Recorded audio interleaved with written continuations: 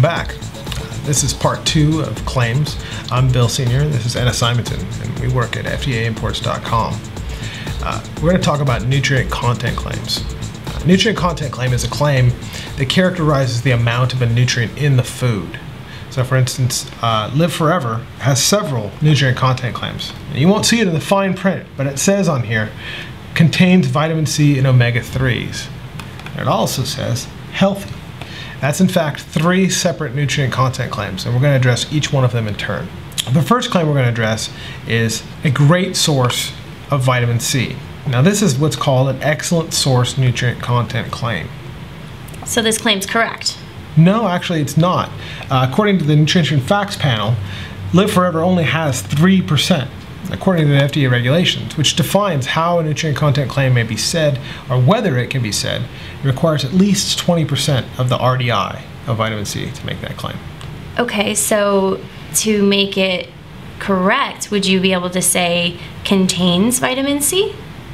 No, that still wouldn't work, because you see, it only has 3%, like I said, and under FDA regulations, contains is actually a defined term. Contains actually implies or means a good source. Now that's a different claim, which is just slightly lower, which says that it contains 10% or more.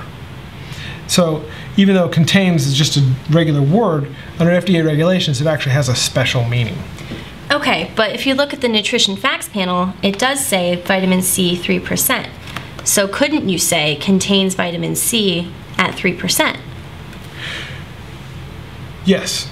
There are circumstances where you can do that. You can put that on the claim. You can't say contains vitamin C because that implies the good source. But if you say contains vitamin C 3% or contains vitamin C 10 milligrams, that's just a simple, true, and not misleading statement. And FDA may complain about that, but under the regulations it's permitted. Because at that point it's not a nutrient content claim anymore, it's just a contains statement if you declare the amount of vitamin C that's in it. Yeah, it's a true statement of content. Okay. The other claim that we have on Live Forever juice is, it's actually one sentence. It's a great source of omega-3s, and it's a great source of vitamin C and a great source of omega-3s. Now this is a nutrient content claim. However, this nutrient content claim is also not permitted, but for another reason. Omega-3s don't have an RDI, and according to FDA regulations, if a food doesn't have, or if a nutrient doesn't have an RDI of any level, you can't make a nutrient content claim about it. Okay, but what does this claim mean then? That means it could never be true to claim that a product has omega-3 in it? You mean like salmon or something? Yeah. No, it's true. There's a true statement that a food has something in it. And the only way to do that is the same as with vitamin C. You have to say the exact amount per serving. So you could make the claim has 500 milligrams of omega-3 per serving, but you couldn't say contains omega-3 and then not qualify it. But then how does that make it a nutrient content claim, going back to the vitamin C? Isn't it just a contains statement then? Yes, it's a true and not misleading contains statement. It does not meet. It actually fits under an exception within the nutrient content regulation. Oh, it sounds like claims are complicated. The last one is even more complicated, and this one is healthy. Right on the front of the box it says all natural, which we addressed in the previous video, and healthy. Now healthy by itself is not a nutrient content claim. It doesn't conjure anything like it doesn't characterize any nutrient. However, because the label also says that it's a good source or a great source of vitamin C and a great source of omega-3s, and it says healthy, what it's really saying, according to FDA regulations, and this is subject to interpretation by FDA, is that it's healthy for your diet, that it's part of a good or healthy diet.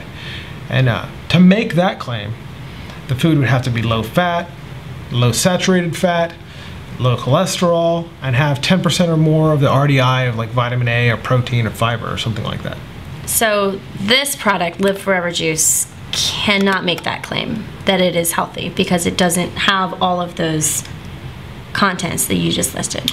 Yes and no. It can make the claim that it's healthy because that's just a structure function claim or a general well-being claim that just has to be true, not misleading, and adequately substantiated. However, when it makes that claim in conjunction with a statement about the quantity of a nutrient or implies that a nutrient in the food makes the food healthy, then it becomes a nutrient content claim within the meaning of the regulation.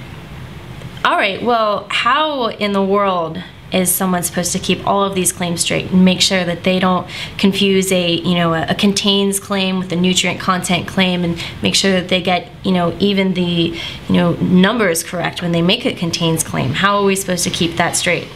Well, I don't think that a person who's not an expert can. I think that's something you have to deal with on a daily basis. And that's what we do at FDAimports.com. We deal with those questions on a daily basis. And if you have any labeling questions, anybody has, they can come to us, and we have answers. We have the way through. I'm Bill, and this is Anna. And for the rest of the staff at FDAimports.com, we want to thank you for watching. We hope the videos have been informative, and we encourage you to contact us at FDAimports.com.